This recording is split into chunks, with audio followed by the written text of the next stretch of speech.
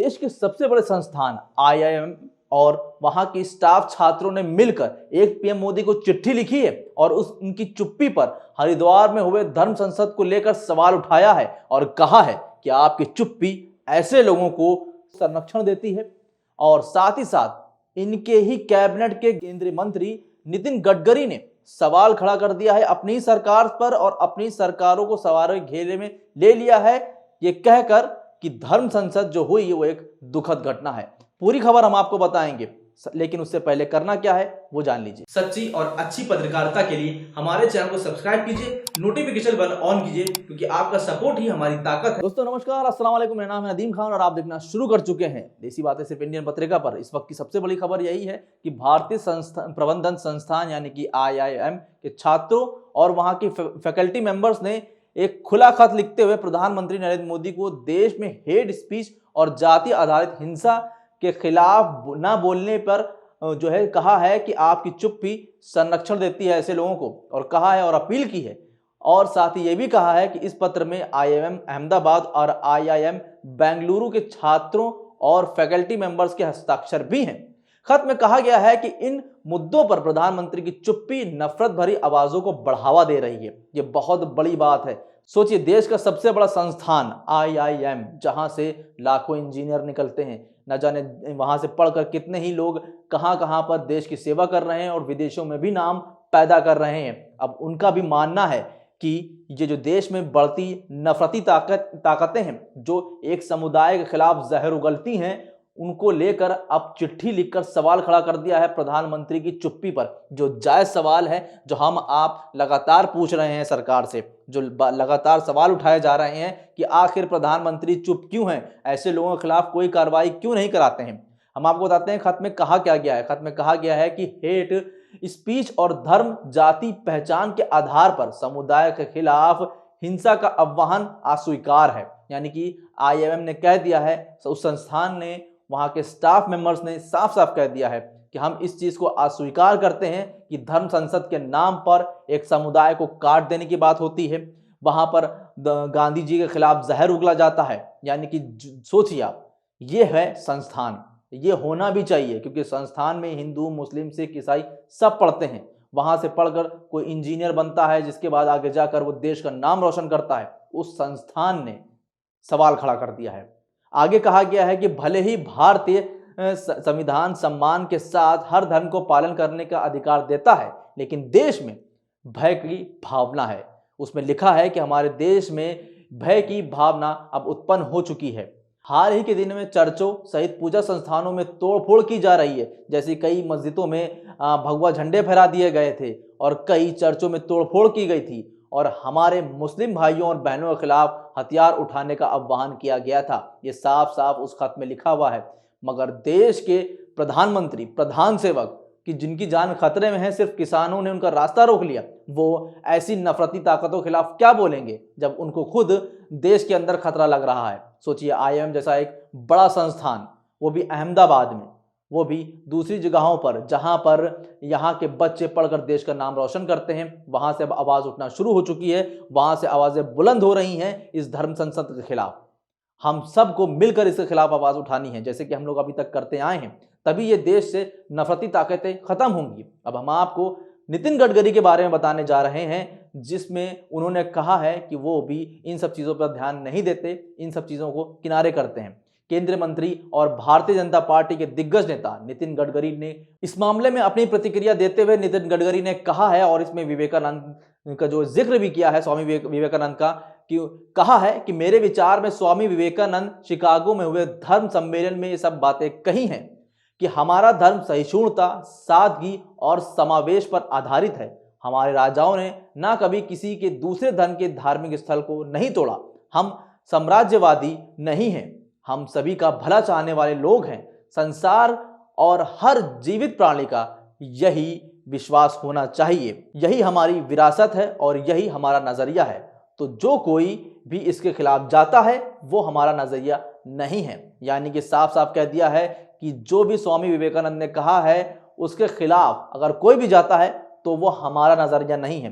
लेकिन नितिन गडकरी के जो बात है उसको समझने की ज़रूरत है कि उन्होंने साफ साफ कह दिया है कि उनकी बातों से ऐसा लगता भी है कि वो जो धर्म संसद हुई है उसके खिलाफ हैं, उसके हक में नहीं है, क्योंकि जिस तरीके का नरसंहार की बातें धर्म संसद में कही गई थी उसके खिलाफ नितिन गडकरी का यह सबसे बड़ा बयान है और खुद अपनी ही सरकार पर सवाल भी उठाता है कि जब नितिन गडकरी के ऐसे ख्यालात हो सकते हैं, ऐसे विचार हो सकते हैं, या अगर पूरी बीजेपी स्वामी विवेकानंद के को वाकई मानने वाली है तो वो क्यों स्वामी विवेकानंद के इस बयान पर नहीं ध्यान देती? क्यों? क्योंकि नफरती ताकतें हैं, इनको सिर्फ रोटियां सेकना है। लेकिन नितिन गडकरी ने इन सब को आईना दिखाया है, इनको आईना देखने की जरूरत है नितिन गडकरी के इस बयान पर। नितिन गडकरी ने आगे कहा कि इसीलिए हम उन बातों को नकारते हैं या नकार देना चाहिए जो बिल्कुल महत्व नहीं देती या उनको महत्व नहीं देना चाहिए। यानी कि उनके हिसाब से ऐसी बातों का कोई महत्व नहीं बनता, यानी कि देश के अंदर इन सभी लोगों का कोई महत्व ही नहीं है, ये गिनती में ही नहीं है। ये खुद नितिन गडकरी ने कह दिया है। अब आप सोच लीजिए कि एनडीटीवी से बात करते हुए अपनी ही सरकार को आईना दिखा रहे हैं नितिन गडकरी। ये बहुत बड़ा सवाल भी है कि जब नितिन गडकरी ये बात कह सकते हैं तो हमारे प्रधानमंत्री क्यों नहीं कह सकते, हमारे गृह मंत्री क्यों नहीं कह सकते? क्यों आखिर वो चुप्पी साधे बैठे हैं, क्यों कार्रवाई नहीं करवाते? यही सवाल आईएम ने भी पूछा है, यही सवाल नितिन गडकरी भी खड़ा कर रहे हैं कि आखिर देश में इतनी नफरती ताकतें पनप रही हैं, क्यों इनके खिलाफ कोई कार्रवाई नहीं होती? इससे देश का युवा भटक रहा है, रोजगार के नाम पर सिर्फ मजाक हो रहा है। और रोजगार दिया कैसे जा रहा है? सुल्ली और बुल्ली डील्स बनाने का, जिसमें हमारे युवा फंस चुके हैं। जैसे कि आपने देखा पिछले कुछ दिनों में जो बुल्ली डील बनाने वाले 4-5 लोग गिरफ्तार हुए हैं, ये सब युवा हैं, ये सब इंजीनियरिंग कर रहे थे। इसमें से एक जो महिला गिरफ्तार हुई है श्वेता, वो सिर्फ महज 18 साल की है। अगर नई 18 साल की अगर नई नीति की माने तो 21 साल पर वो बालिग होती, मगर अभी तो वो नाबालिग है। पहले तो 18 साल पर बालिग हो जाती थी। लेकिन अब आप सोचिए कि किस तरीके की नफरतें फैल चुकी हैं देश के अंदर जो हमारे युवाओं का भविष्य बर्बाद कर रही हैं।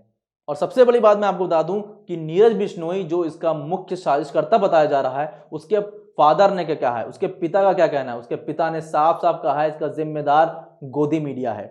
उनके पापा ने कहा कि मेरा बेटा ऐसा नहीं था, कभी भी वो इस्लामोफोबिया या किसी एक समुदाय के खिलाफ नफरत उगलने वाला नहीं था, मगर वो कुछ सालों से एक चैनल देख रहा था, न्यूज़ चैनल, जहां पर डिबेट होती थी, नफरती डिबेट होती थी।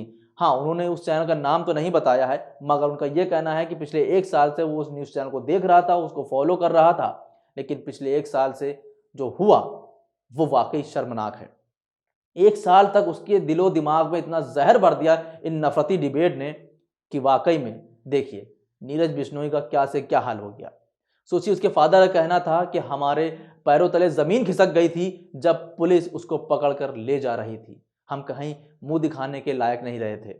सोचिए उस माँ बाप पर क्या बीती होगी, उन दोनों बहनों पर क्या बीती होगी जब पूरे मोहल्ले में जहाँ पर वो रहता था उस एरिया वालों को पता चला होगा कि इनका बेटा बुल्ली ऐप बनाने में इन्वॉल्व था और इसी वजह से गिरफ्तार हुआ। उनके पिता का साफ साफ यही कहना है। अब सोचिए, वो साफ साफ आरोप लगा रहे हैं कि ये नफरती डिबेट का ही नतीजा है, ये देश के अंदर पनपती ताकतों का ही नतीजा है जो युवा बर्बाद हो रहा है। और इसी को लेकर आईआईएम ने ये लेटर प्रधानमंत्री को लिखा है, उसमें उनका स्टाफ भी शामिल है, हस्ताक्षर है, और कहा है कि हम देश के अंदर ऐसी नफरती ताकतों को, ऐसी नफरती भरे बयानों को बर्दाश्त नहीं करेंगे।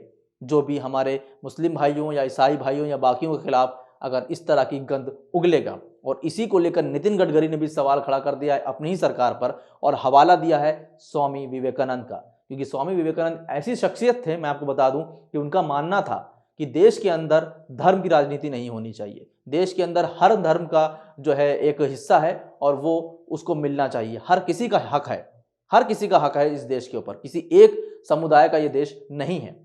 और वो भी चाहते थे कि एक ऐसा समाज बनाया जाए जहां पर हर धर्म, हर जात के लोग बराबर से रह सकें। मगर हो क्या रहा है, जिनका फोटो ये अपने बैनरों पे लगवाते हैं और उनकी ही बातों को फॉलो नहीं करते हैं।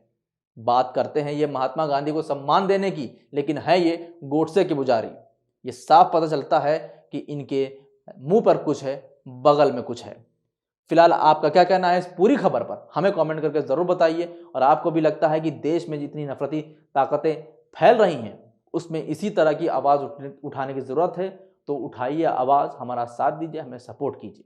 अभी के लिए बस इतना ही। नमस्कार, खुदा हाफिज, जय हिंद।